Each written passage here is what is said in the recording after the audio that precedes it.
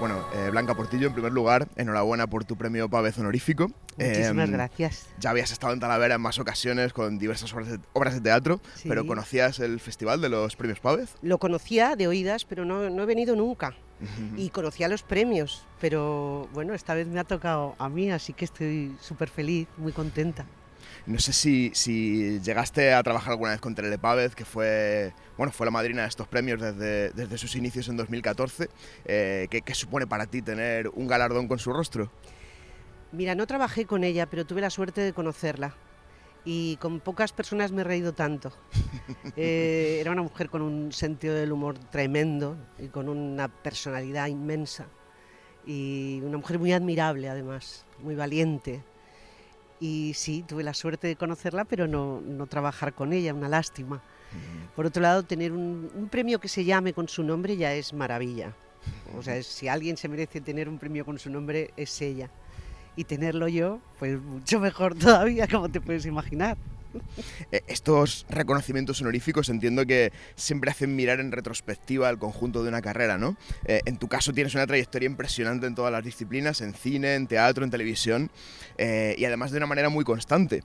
¿El proceso de creación de un personaje te es gratificante, sea en el medio que sea? Es verdad que un premio honorífico te hace mirar hacia atrás. A mí no me gusta mirar hacia atrás, ¿eh? Yo creo que no cualquier tiempo pasado fue mejor. Yo creo que lo interesante está siempre por venir. Pero claro, cuando te dicen que es un premio de honor, inevitablemente echas la vista atrás. Es verdad que son muchos años, que llevo mucho tiempo, y en los tres medios, y es cierto, tienes toda la razón. Yo creo que hay una parte del proceso actoral que da lo mismo si es para un personaje de televisión, de cine o de teatro.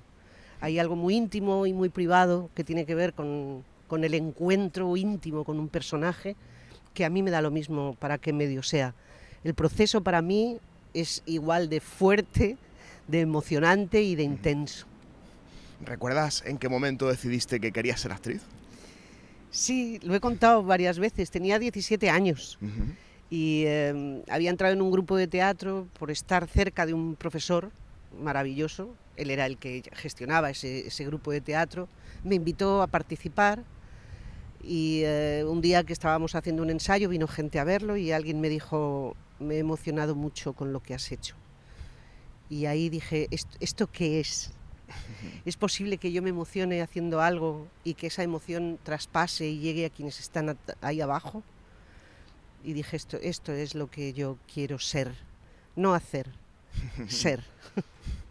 A mediados de los 90, me parece que es cuando empiezas en el cine. Tienes este papel en El color de las nubes, de Mario Camus, por el que tienes tu primera nominación al Goya, a pesar de salir, me parece que en pocas escenas. Nada, a mí eso me sorprendió muchísimo.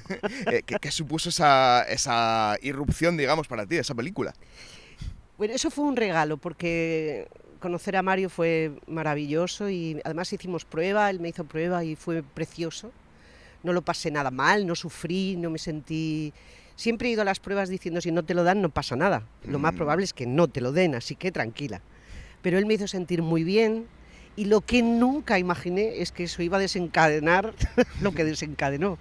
O sea, una nominación a los Goya como revelación fue... pero ¿están seguros? Así que muy bonito, tengo un recuerdo muy especial de ese personaje. El grueso de tu filmografía, de hecho, se compone de muchos de estos personajes que son secundarios pero memorables, sin ir más lejos, evidentemente, Agustina, en Volver. Sí. ¿Tendemos a minusvalorar el rol de actriz o de actor de reparto, o a cuantificar la importancia o valor de un personaje por sus minutos en pantalla, en vez de por lo valiosos que son dichos minutos? Tenemos tendencia a hacer eso. Pero mira, yo con Pedro lo aprendí muy claro. Él tiene muy claro que un rodaje es un trabajo coral, que podrás tener más o menos frases, pero que sin ese personaje no tiene sentido. Es un eslabón sin el cual la cadena no se sostiene. Evidentemente hay personajes más grandes y más pequeños, pero de tiempo, en pantalla. Pero no creo que haya personajes menos importantes y menos densos por el tiempo que están, ¿no? Yo los agarro siempre con todo el amor y creo que es lo que hay que hacer, darles el valor que tienen.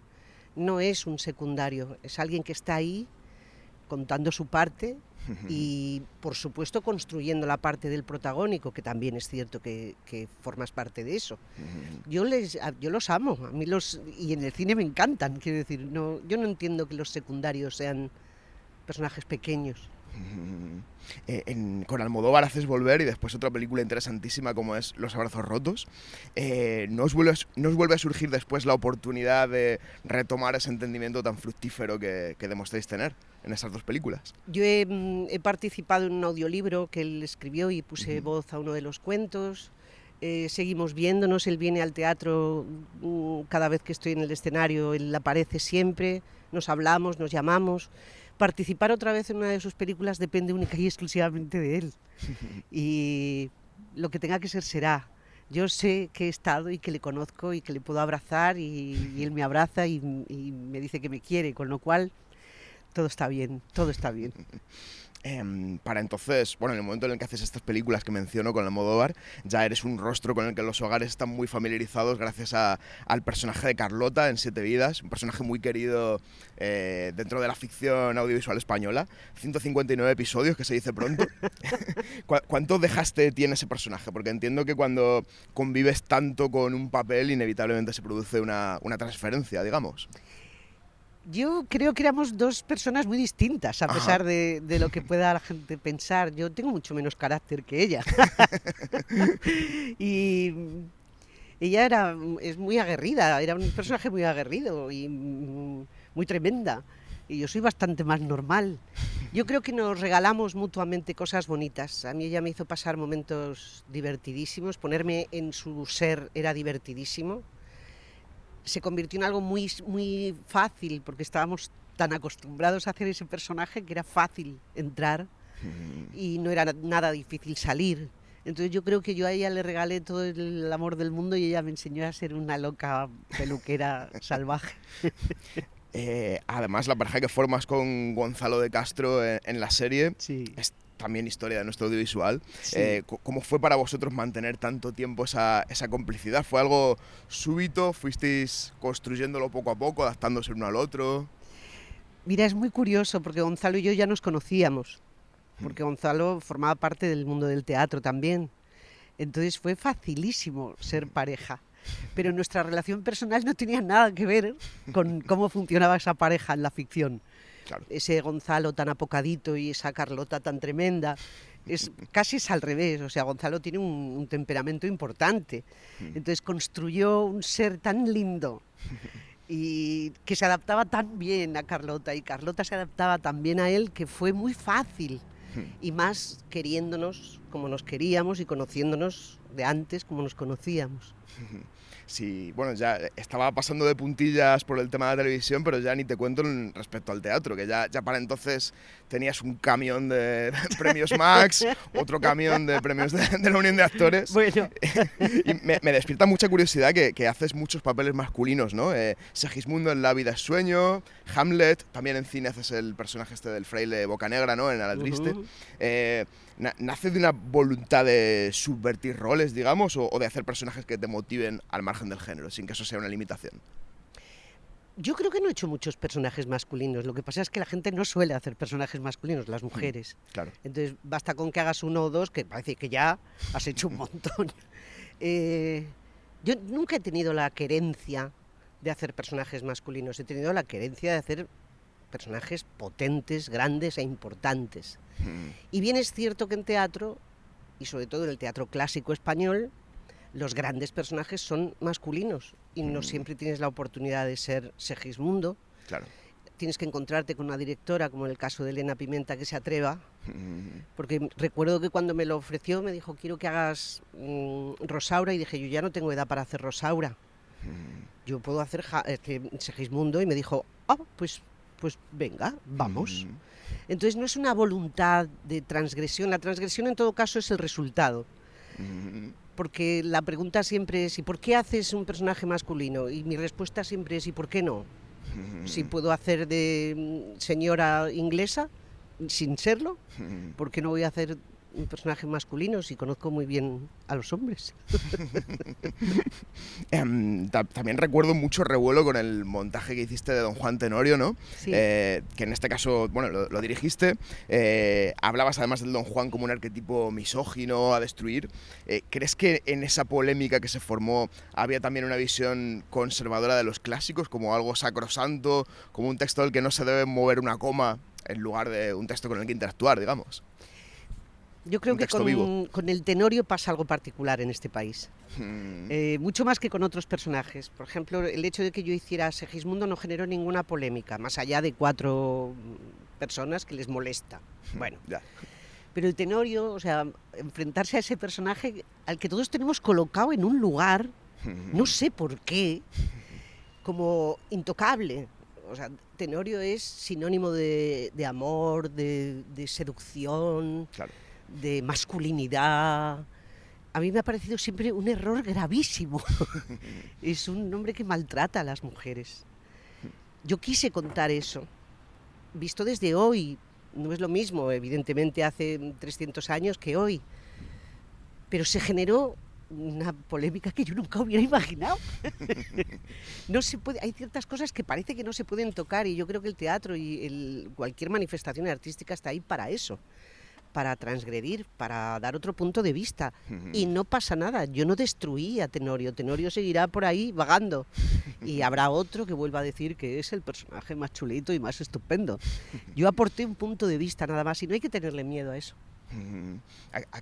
Aquel montaje lo haces además sobre un texto de Juan Mayorga, si no me equivoco, una adaptación de Juan Mayorga. Sí, pero hice prácticamente el texto íntegro de Zorrilla, cosa que casi nadie suele hacer, porque cortan a diestro y siniestro y dejan las cosas que todo el mundo conoce. Yo a las cabañas bajé, ya a los palacios subí, en fin, esas cosas. Y Juan lo que hizo fue, bueno, algunas cosas que estaban... Es una aportación delicadísima de alguien que es un grandísimo escritor, pero que no hizo una versión diferente a lo que escribió Zorrilla.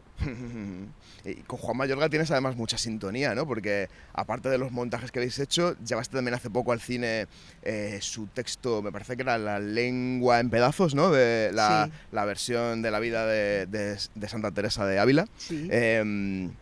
¿Qué tiene vuestra visión en común que os haga, digamos, estar en este mismo plano?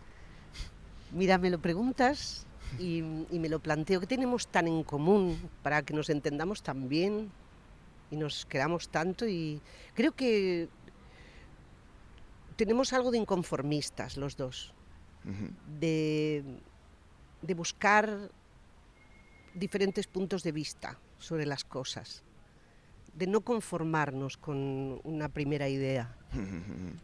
Él es un ser humano tremendamente inquieto, hambriento de conocer, de saber, de investigar, y yo en eso también me identifico bastante.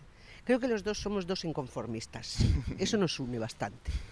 También tienes una pequeña etapa, creo, dirigiendo el Teatro Clásico de Mérida, sí. Cargo que abandonaste en 2011, creo que decepcionada políticamente con lo que te encontraste en los despachos. ¿Qué fue lo que a ti te desalentó de esa experiencia? Pues que yo creo que todo lo que tiene que ver con lo artístico, con lo cultural, no debería estar nunca teledirigido. No puedes crear a las órdenes de una ideología, ni por cuestiones económicas.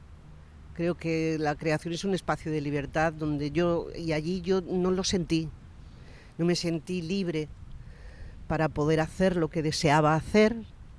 Y bueno, porque hubo cambios políticos muy grandes, justo en el momento en que yo dirigía ese año el festival, por primera vez cambiaba el Partido Socialista al Partido Popular, en el ayuntamiento y en la comunidad. Entonces se formó allí, aquello era yo no me siento identificada con eso.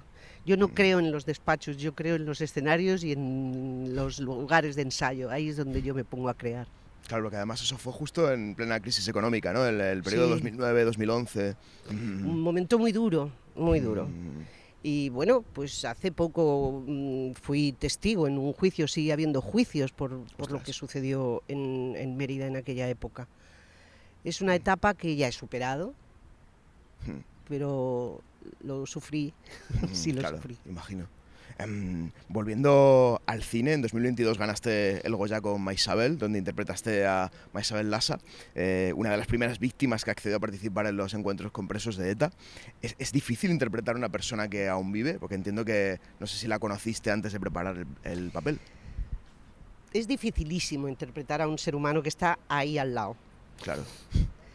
Que está perfectamente vivo y lleno de energía y que además ha hecho algo tan grande, tan tremendo, con una normalidad aplastante. Entonces, claro que sí, es difícil y da miedo, da mucho miedo. Pero yo creo que desde el lugar desde el que Itziar Bollaín planteó la película, que evidentemente era Maisabel y la historia de Maisabel, pero quieras que no, sigue siendo cine, yo intenté hacer un proceso de construcción de personaje como hago siempre, huir de lo que fuera una imitación, pero sí sentir que me metía dentro de ella de alguna manera, ¿no? O que la dejaba entrar a ella dentro de mí. Lo más bonito que me pasó es que cuando Maisabel vio la película, un día hablando con ella me dice, bueno, es que la secuencia en la que yo le digo al personaje de... Y dices, ¿yo le digo? Cuando vio la película ella se vio a sí misma y hablaba en primera persona. Creo que eso es lo más bonito que me pudo decir sin saberlo, sin darse cuenta, me estaba diciendo, está bien, está muy bien hecho. Otro capítulo pequeño por el que quería pasar de tu filmografía, aunque es una película creo que muy independiente, pero sí que sigue siendo muy recordada y muy querida, es El patio de mi cárcel, protagonizada por Verónica Echegui, tristemente fallecida este verano. ¿Cómo recuerdas trabajar con ella? Todavía me cuesta hablar de esto. Claro. Hay muertes inconcebibles, ¿no? No parece que era... Ya sé que nos va a tocar a todos, pero de repente me quedé en shock, porque si algo era Verónica, o es luz y vida, y era muy graciosa, muy divertida y muy inteligente, y muy rebelde, muy inconformista también, y me lo pasé muy bien con ella. Y desde entonces, cada vez que nos encontrábamos era una alegría. Para mí siempre ha sido una alegría. Verónica para mí es sinónimo de alegría. Recientemente contaste en Imprescindibles de la 2, en el documental que te hicieron, que querías tomarte un descanso porque sentías que habías priorizado la relación con tus personajes sobre la relación contigo misma, ¿no? ¿En qué punto estás? Si te puedo preguntar, ¿cómo te encuentras ahora con la profesión? En ese punto sigo ahí. En intentar buscar más tiempo para estar conmigo, porque además cuanto más creces personalmente, más tienes luego para dar. Cuando estás dando y soltando, llega un momento en que te sientes como medio vacía. Entonces sigo intentando mantener épocas de intenso trabajo con épocas de intensa relajación, para volver a estar en mi casa con mi perro, con mi gente, con mis amigos, con mi familia, con mis libros, con mi música, con mi cocina, intentando no que esto no sea toda mi vida. Hay más cosas en mi vida que la profesión. Ya por último, Blanca, hablando de textos masculinos convertidos a femenino, etcétera, y de textos clásicos, el año que viene estrenas Día de caza, un remake de otro clásico del cine español como es La caza de Carlos Saura. ¿Qué puedes contarnos de ella? Pues que ha sido una aventura maravillosa. Yo tenía la película de Saura como muy iconizada, o sea, era una película muy referente para mí porque me parecía brutal. Pocas veces he visto una película tan descarnada y tan bestia. Entonces, cuando me dijeron que quería hacer una versión, lo primero dije, bueno, ¿versiones para qué? Si cuando una cosa ya está bien hecha, ¿para qué vas a hacerla otra vez, no? Pero cuando hablé con Pedro me di cuenta de que él tenía un punto de vista diferente. No era banal que fueran tres mujeres, no pretendemos ser esos personajes. De hecho, el personaje que yo interpreto es sobrina de aquel. Con lo cual han pasado los años y el problema es que lo que cuenta la película de Saura se sigue manteniendo, se repite. Y esta vez son mujeres las que lo encaran. Yo no quiero forzar a nadie, pero Yo diría que la gente debe ir a verla cuando se estrene, Ujú. porque es muy sorprendente. Sí, es muy fiel a la película de Saura, pero es un producto en sí mismo. O sea, aunque no hayas visto la película de Saura, Ujú. te va a emocionar igual, o Ujú. más, no lo sé. Y si la conoces, pues es interesante ver el proceso que ha sufrido este país. Ujú. O sea, que esta versión de Pedro Aguilera, que es el director, Sí. ¿no? Es una continuación realmente. O sea, los personajes son familia de los De alguna manera, la por de lo menos Saura. el mío es sobrina Ujú. del personaje, de uno de los personajes de La Caza. De hecho, Ujú. aparece una foto de ellos y todo. O sea, que no se está usurpando a unos personajes que ya existieran, sino que son personajes relacionados con aquella historia y que están en el hoy, en el presente. General Blanca, qué ganas de ver la película. Ya la verás, es muy interesante, muy interesante. Pues nada, ya hasta aquí nuestra conversación. Ha Muy sido un agradable, placer por charlar cierto. contigo. Muchas gracias. Y enhorabuena de nuevo por tu pavés honorífico. Espero que disfrutes esta noche de la gala. Yo también lo espero y estoy segura que voy a disfrutar. Muchas gracias. Gracias a ti por tu presencia en Talavera. Gracias.